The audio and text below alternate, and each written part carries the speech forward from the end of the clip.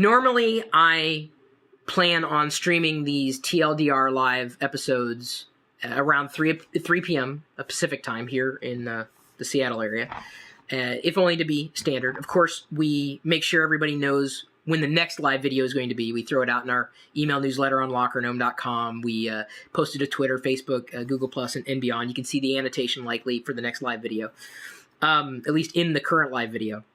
But the reason I was late doing it today is because I was spending some time with my friends over at AMD.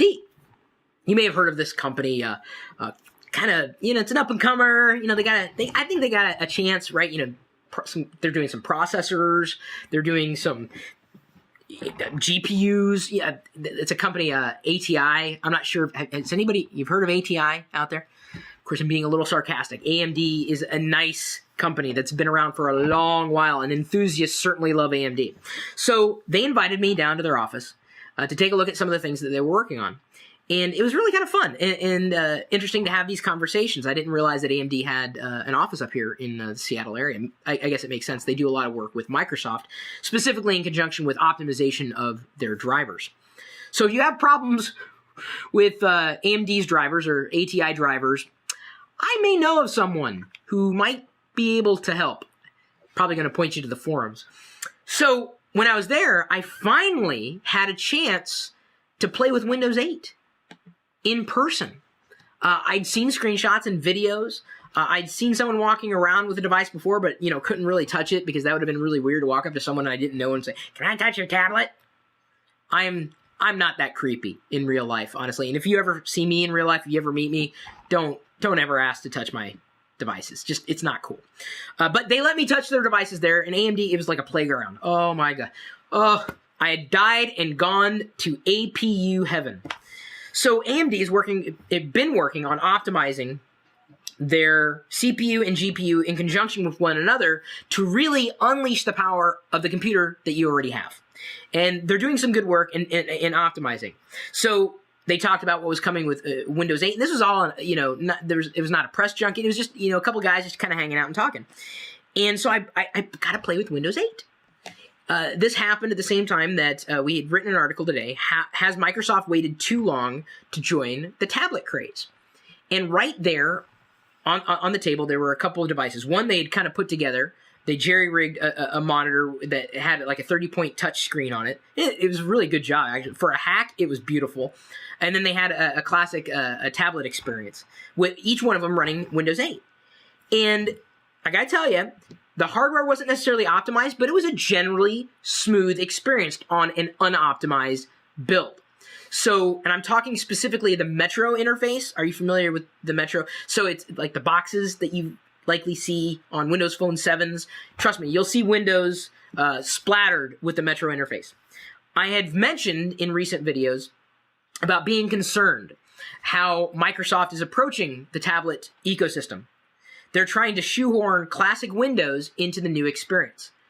And let me tell you, using the build that I used, if I was a Windows user, I would be very, very, very worried about upgrading to Windows 8 if I did not have a touch screen. Windows 8 will be, from everything I can see, a good experience on a touch screen. Even in preview builds, even beta software. The problem is they've bifurcated the UX. I'm sitting there and looking at the Metro interface. I'm kind of browsing back and forth. Oh, that's kind of cool. All right, I like this. I tap and it opens up. Oh, that's kind of neat. Tap and then I tap here and then it jumps me back into the classic Windows interface. And I'm like, the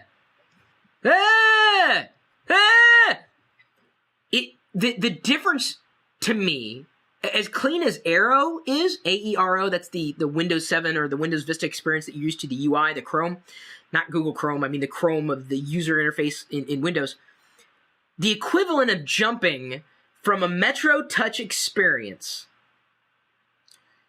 back to the classic Windows, and it's not, I can't call it classic because classic mode's another thing that we know about in Windows. Jumping into the old Windows experience is like jumping from a Windows 7 experience to a command prompt. Granted, that's a dramatic difference, but it's dramatic. It's like I'm using 2 different operating systems. It jumps you out. And again, it's beta. Microsoft has a lot of polishing to do. I don't want to use Windows in 2 different experiences. I want one experience.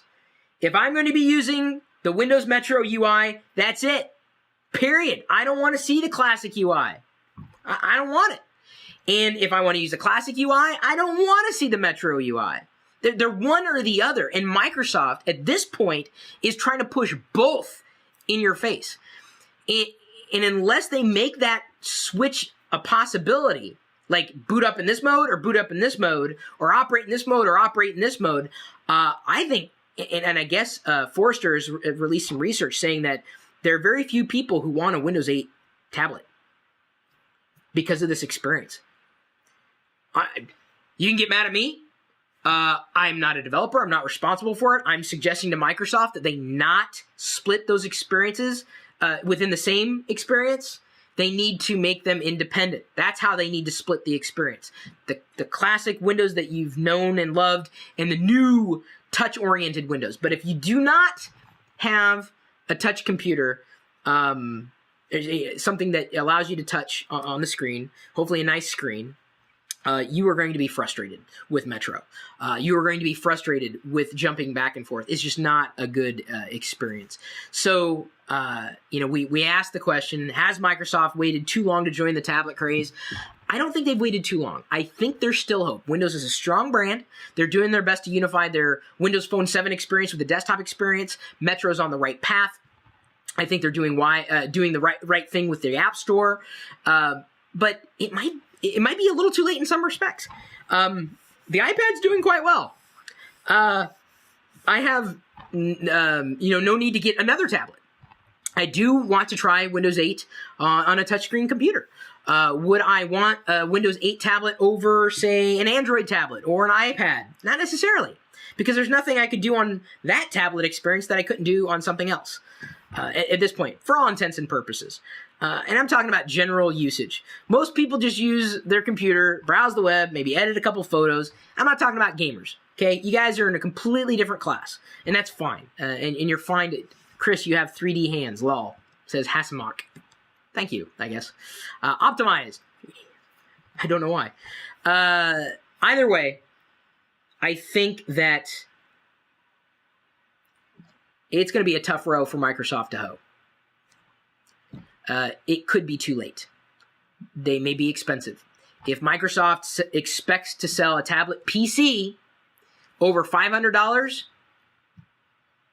they've lost the game. Don't even bother starting. I'm sorry. That's just economics, dude. Don't get mad at me for that. And I don't think anybody would argue with that either. I mean, I want to pay more. Who would argue that? Someone who doesn't quite understand. And it's not Microsoft who is necessarily the ones driving that price, but in many ways, their OEMs will dictate that price based largely on how much it costs them to get the operating system from Microsoft. I think Microsoft could price themselves out of the game. Gonna say it right here. Gonna say it right now. That's the one thing that I think could kill them. It really could. They can price themselves out of the game. You could agree. You could disagree. Do you think that Microsoft has waited too long to get into the tablet race? They have the tablet PC. Come on. If you ever used a tablet PC, you know it doesn't even come close to comparing. Come on! The tablet PC sucked. It was overpriced. It was slow. It was just not optimized for touch. And you don't get that until you use something that was optimized for touch. Tablet PCs were cute. But, there's a reason they didn't make it. There's a reason they weren't successful. Hey, get mad at me. That's just history. I want to know what you think. Let's see here. Polar Precise says, I'm not even excited about using Windows 8 other than using it on a tablet. And Polar Precise, I'm kind of with you on that one. I think that it's going to be a good touch experience, but again, maybe too late, maybe too expensive. Very few computers have touchscreens. Manufacturers would need to help push it. I think they could get it out there. I think you're going to see a lot more touchscreen PCs in the coming year.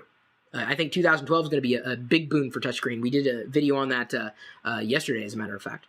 The HP touchpad was ported for Windows 8. That's actually, that'd be kind of a cool Windows 8 PC, especially if you had the touchpad or you picked it up for $99. That's one hell of a bargain. I don't know. I keep throwing up my hands like, you know, like they're going to shoot me or something. Don't shoot the messenger. I say that all the time. Well, what do you think? Is it too late?